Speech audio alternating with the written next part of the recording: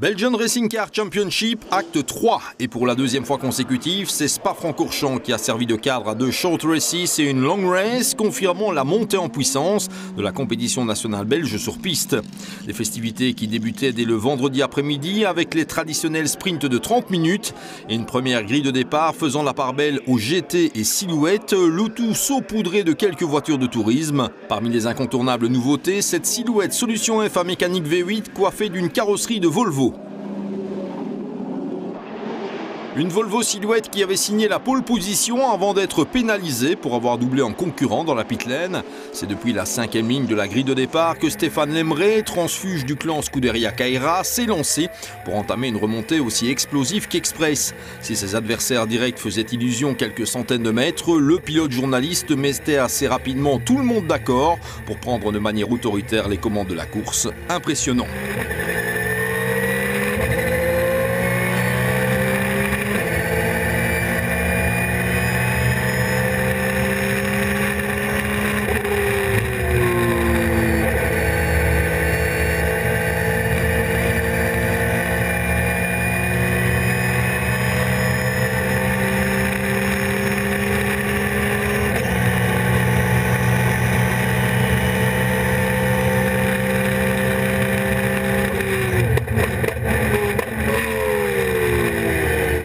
De fait, cette première joute allait prendre l'apparence d'une démonstration pour la Silhouette numéro 31 qui se fendait d'un implacable cavalier seul pour cueillir une victoire ne souffrant d'aucune contestation, quand bien même Stéphane Lemray se plaignait d'un bolide assez difficile à piloter, ce qui ne l'empêchait nullement de croiser le drapeau à damier avec plus de 10 secondes de bond sur son adversaire le moins éloigné.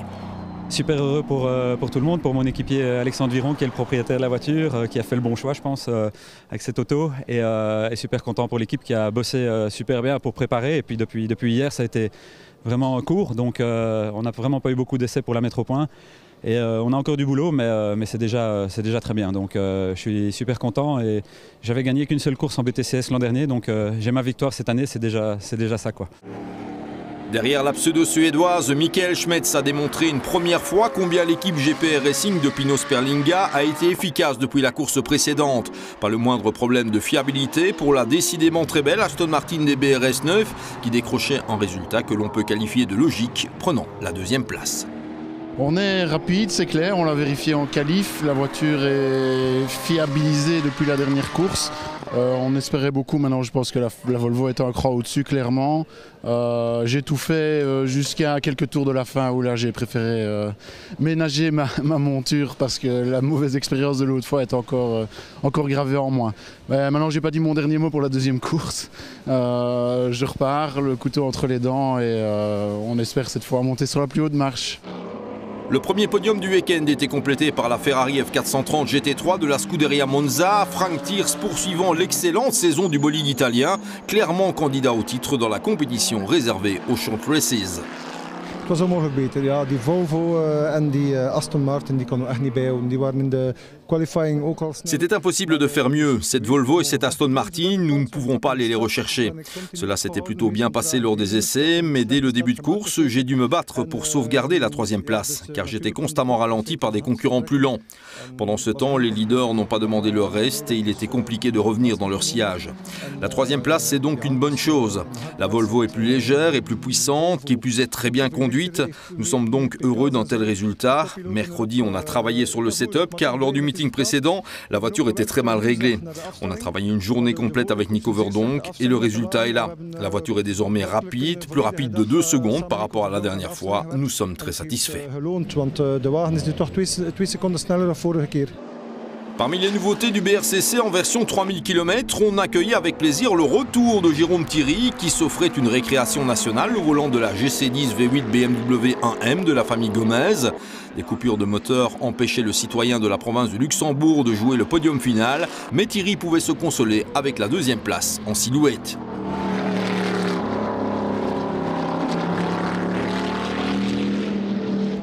Le premier top 5 du meeting était aussi riche d'une Porsche et c'est la 911 GT3 RS type 996 de l'équipe ProSpeed Competition, pilotée par Christian Kelders qui surgissait, guéridé par une mécanique de cup qui a démontré ses limites dans un tel contexte.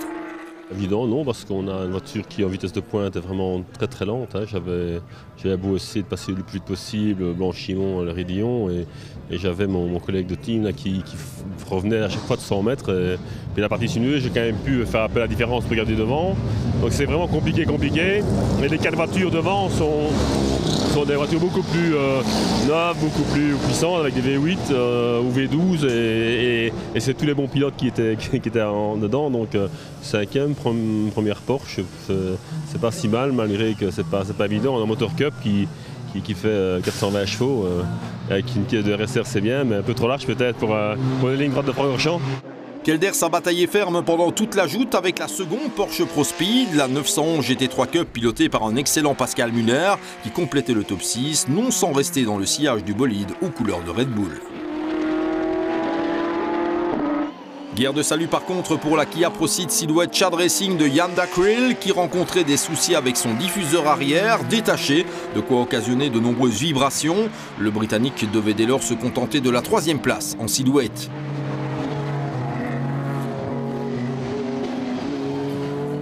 La Porsche Scuderia Kaira accueillait à son volant un petit nouveau en BRCC, le citoyen des Émirats Arabes Unis Karim Al-Azari, remplaçant Stéphane Lemré au pied levé. Après un excellent début de course, la 5 rentrait dans le rang pour achever l'épreuve au 8e rang général.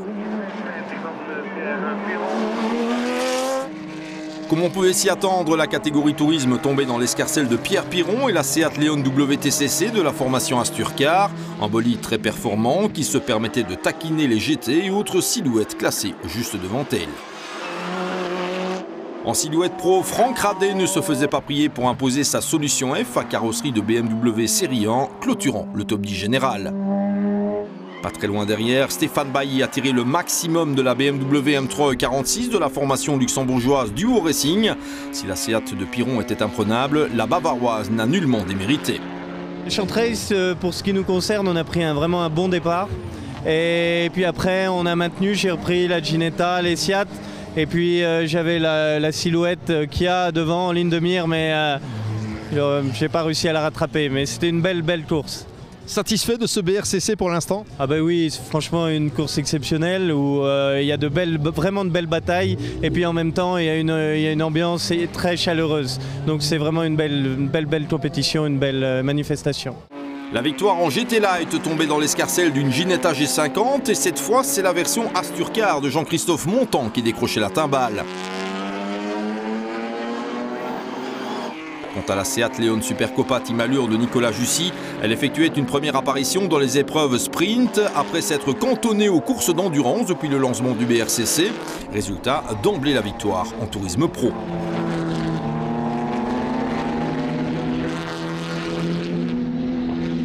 Et en toute logique, c'est la Leon Supercopa Asturcar de Roberto Nalle qui prenait la 2e place à ce niveau de classement, l'Italien ayant été contraint de lever le pied après un excellent début de course.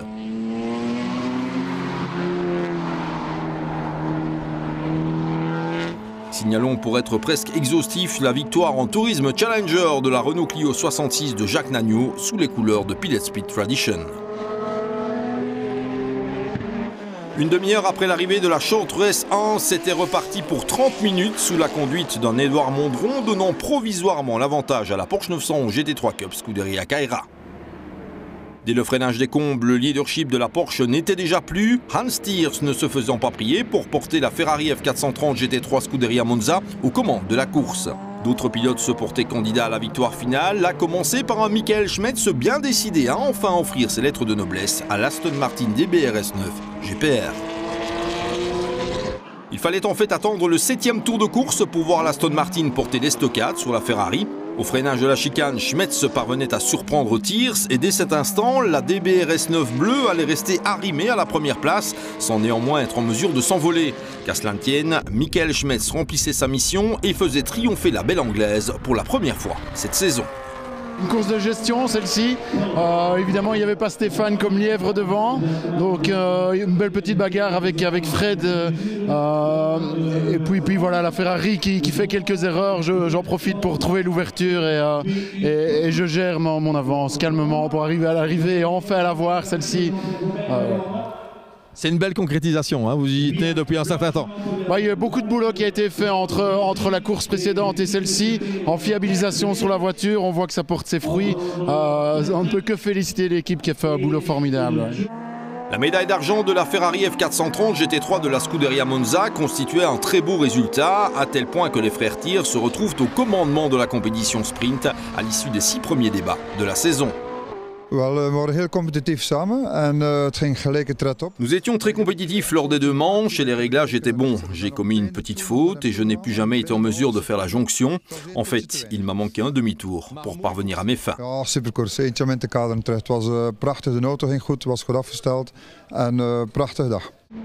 Assez loin derrière l'Aston et la Ferrari, Fred Bouvy a pris le maximum de points possible sur la Porsche Pro Speed Competition, ce qui lui permet de talonner les frères Thiers au championnat avec une minuscule unité de retard. Mieux, ce n'était pas possible. Elle a l'air grosse, mais c'est toujours qu'un moteur que pèse de 420 chevaux ou 440 chevaux, donc le châssis est top. Donc j'arrive à les suivre 2-3 tours, parce que je cravache, mais après en vitesse de pointe, ils sont bien 15-20 km plus vite que moi, et donc là je perds beaucoup. Une fois qu'ils m'ont passé, après je joue plus, c'est fini. À la fin, j'ai perdu mon fond plat, donc de toute façon, mais voilà, ça marque des points, ça termine les courses, donc c'est le plus important. Il n'y a pas de parade par rapport à ça? La parade, oui, mais c'est prendre une autre voiture, c'est mettre un moteur plus puissant, mais je crois que c'est pas le but du championnat. On essaye de, voilà, ils ont des très bonnes voitures qui sont des GT3, moi c'est une Cup, donc je veux dire, voilà, on l'a choisi comme ça, et je crois qu'au début, voilà, s'ils viennent avec des belles voitures, je trouve ça très chouette aussi que voilà, on est troisième, c'est pas grave. Cette fois, la Kia Proceed Silhouette du Chad Racing a donné sa pleine mesure et le Britannique Jan Dacryl ne s'est pas fait prier pour l'emporter dans les rangs des silhouettes, se classant au 4e rang absolu. C'était une très bonne course pour nous. L'équipe a refixé le diffuseur qui s'était désolidarisé en première manche et il y avait nettement moins de problèmes.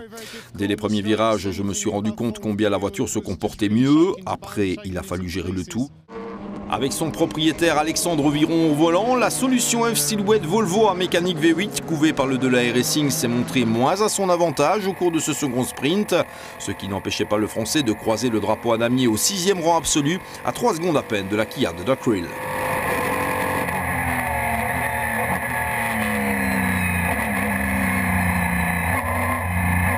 C'est Didier Grandjean qui prenait le volant de la Porsche 911 GT3 Cup Pro Speed Competition, ce qui se traduisait par un 6e rang absolu, soit le même score que Pascal Muller en première manche.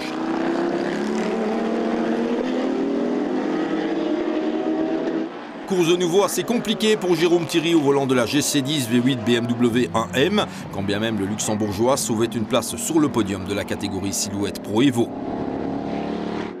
Que dire alors de la Porsche 911 GT3 Cup Scuderia Kaira d'Edouard Mondron qui rétrogradait de manière inquiétante dans le classement, aux prises avec une tenue de cap hautement fantaisiste et donc nullement efficace.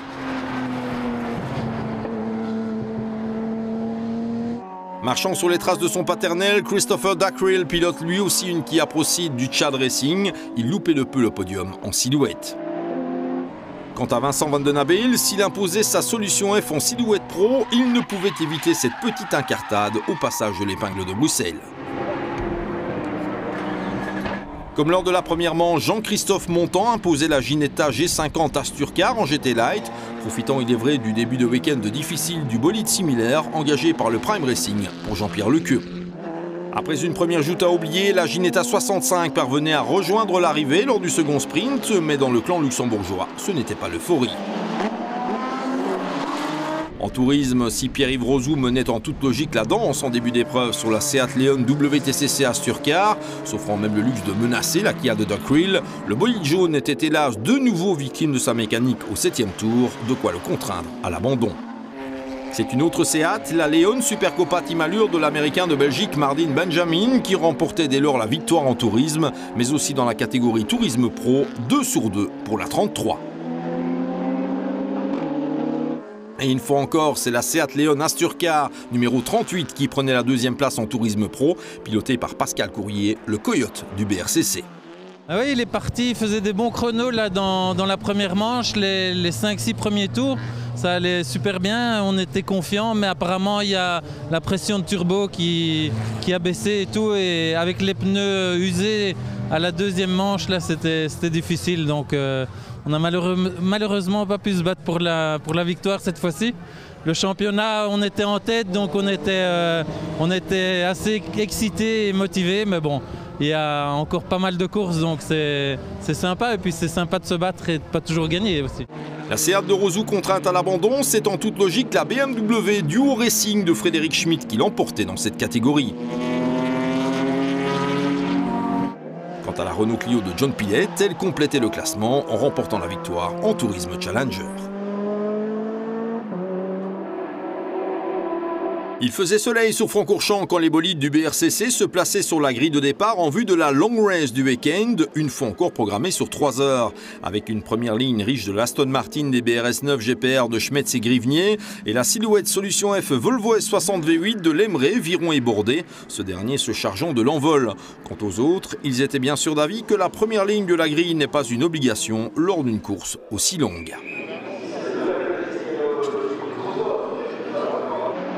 Et c'était parti pour les ultimes 180 minutes du week-end sous le commandement de l'Aston Martin de Michael Schmetz, qui ne se faisait pas prier pour prendre le meilleur sur la silhouette Volvo de Pierre-Étienne Bourdet, d'autant que celui-ci allait rapidement commettre l'une ou l'autre petite erreur. Rapidement, Schmetz, sans doute grisé par sa première victoire en sprint la veille, prenait la fuite avec l'Aston Martin, comptant plus de 40 secondes de bond sur le groupe de chasse, un début de course excellent en quelque sorte.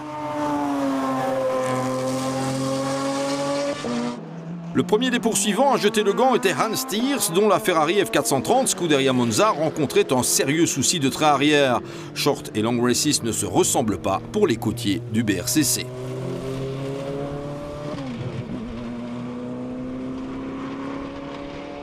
Pour Pierre-Yves Bordet, après l'un ou l'autre écart de trajectoire, c'est une crevaison qui transformait ce premier relais en petit chemin de croix. La silhouette Volvo S60 perdait pas mal de temps dans la mésaventure, non sans s'offrir une jolie pirouette en prime.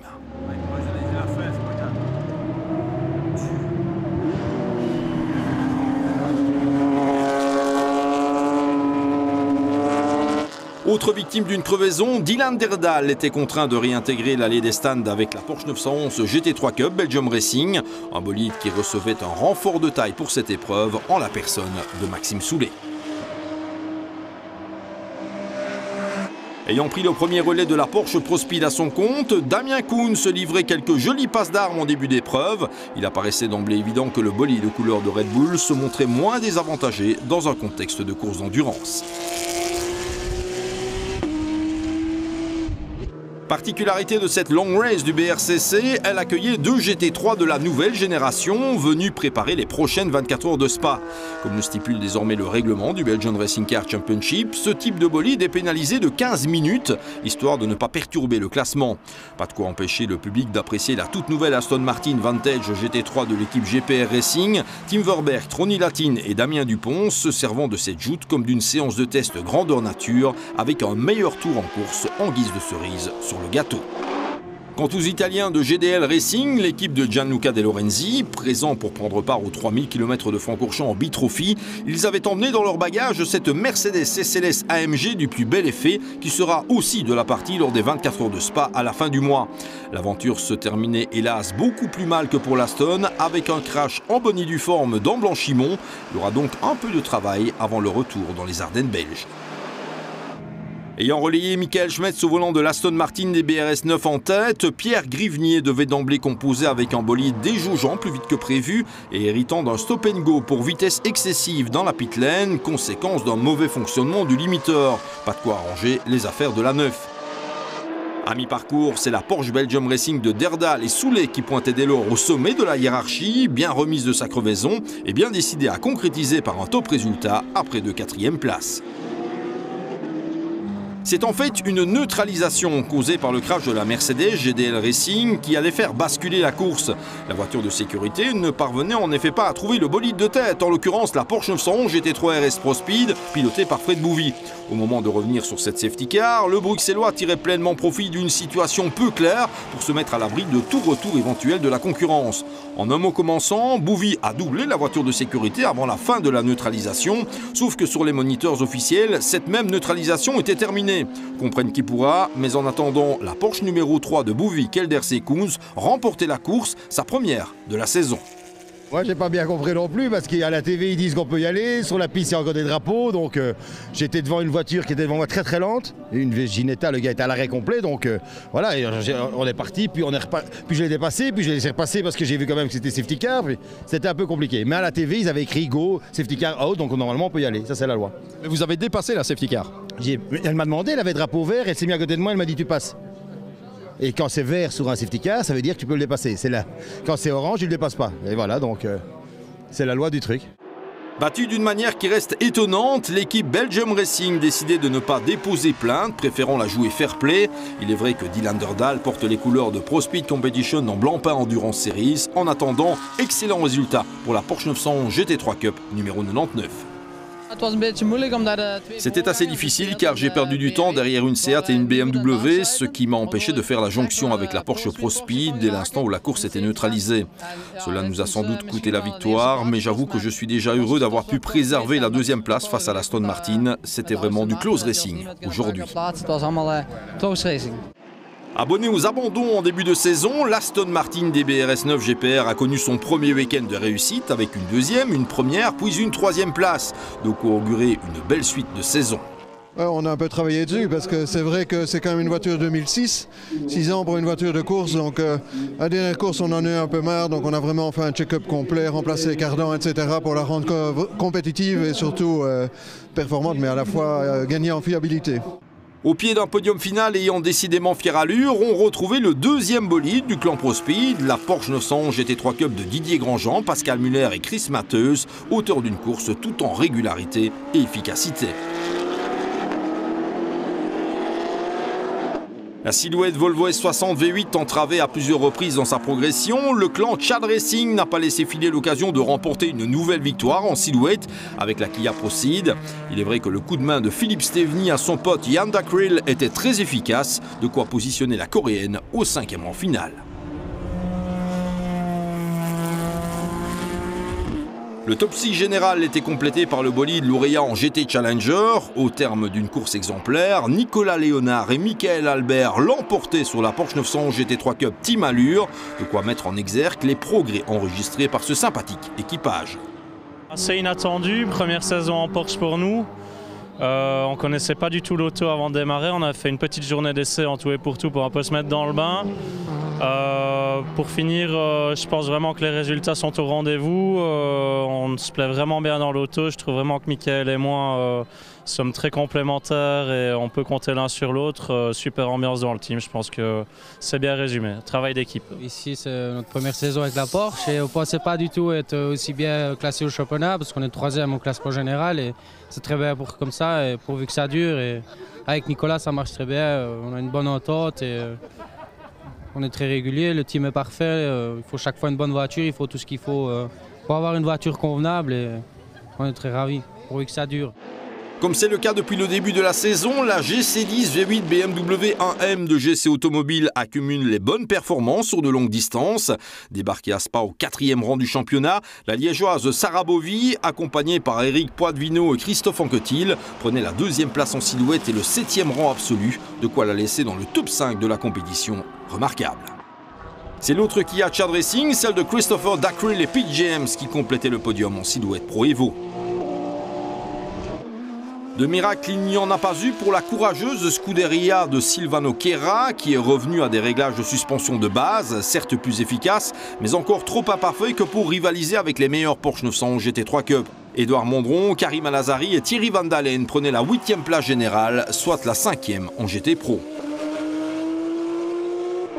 En GT Light, la Ginetta G50 de l'équipe Asturcar a poursuivi son œuvre, Jean-Christophe Montan étant il est vrai très bien accompagné par Pierre-Yves Rozou, Pierre Piron et un certain Luca Rangoni. Le top 10 de cette long race était complété par le meilleur des deux bolides du Yokohama Sky Limit Racing Team d'Andy Hanen, avec Benoît Dupont et Philippe Huard 2e en GT Challenger et le trio Vermeuren, Van Arens, Hermans au 3e rang. La fête pouvait battre son plein au sein de cette sympathique formation néerlandophone qui démontre qu'il n'est pas nécessaire de disposer de gros moyens pour signer des résultats de qualité. Aujourd'hui, nous avons eu un peu de chance. Les courses précédentes avaient chaque fois bien débuté, mais la malchance nous avait rattrapés.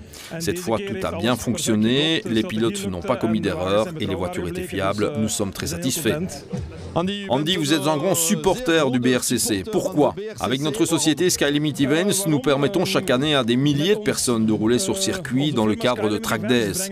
Pour nous, il est également important de pratiquer le sport automobile au plus haut niveau en Belgique. C'est de cette manière qu'on peut le mieux se rendre compte de la différence entre un pilote qui débute et quelqu'un de confirmé.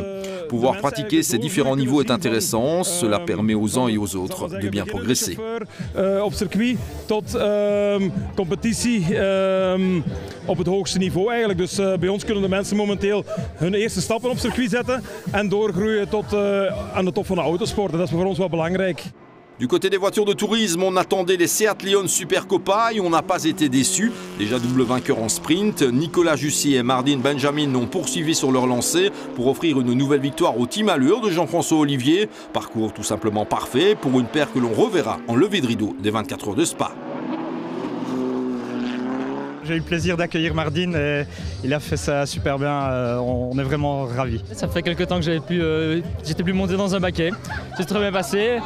Puis j'ai direct vite repris le rythme et Nico a aussi fait un très bon boulot. Et, je pense qu'on a fait une bonne paire et c'est bien passé. On reste en tourisme pour saluer la victoire de Stéphane Bailly et Frédéric Schmitz en catégorie Pro Evo, quand bien même le parcours de la 44 n'a pas été exempt de tout incident.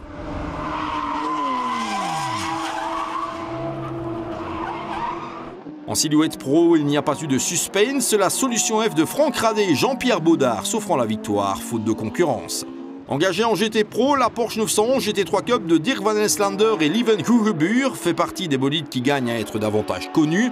Le classement de la représentante du Mext Racing aurait pu être meilleur encore. Que dire alors de Wartsluis et de Rick Renmans qui ont entamé la course tambour battant volant de la Porsche First Motorsport, mais la réussite n'a pas souri au clan de Joyamer ce week-end à Foncorchamps. Un mot encore au sujet de la Saker de Wim Juris et Hideworks qui tentent de se faire une place parmi des bolides bien plus puissants. Engagées en GTC, elles sont retournées avec une 4e place de catégorie. Alors que les lauréats de cette long race padoise festoyaient, d'aucuns avaient déjà les yeux rivés vers demain et les 3 joutes du BRCC programmées en levée de rideau des très populaires 24 heures de Spa, assurément le sommet de cette première saison.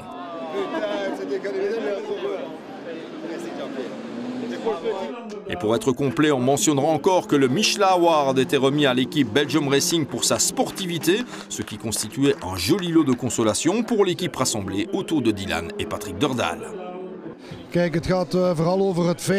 Ici, il s'agit avant tout d'une question de fair play, car sans le problème avec la voiture de sécurité, nous aurions sans doute remporté la course.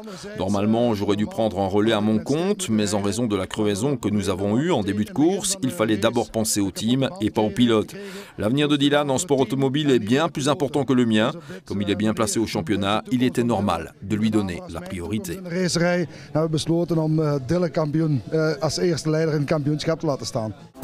Rendez-vous dans 3 petites semaines, toujours au cœur des Ardennes, pour de prochaines joutes n'ayant aucune chance de passer inaperçues.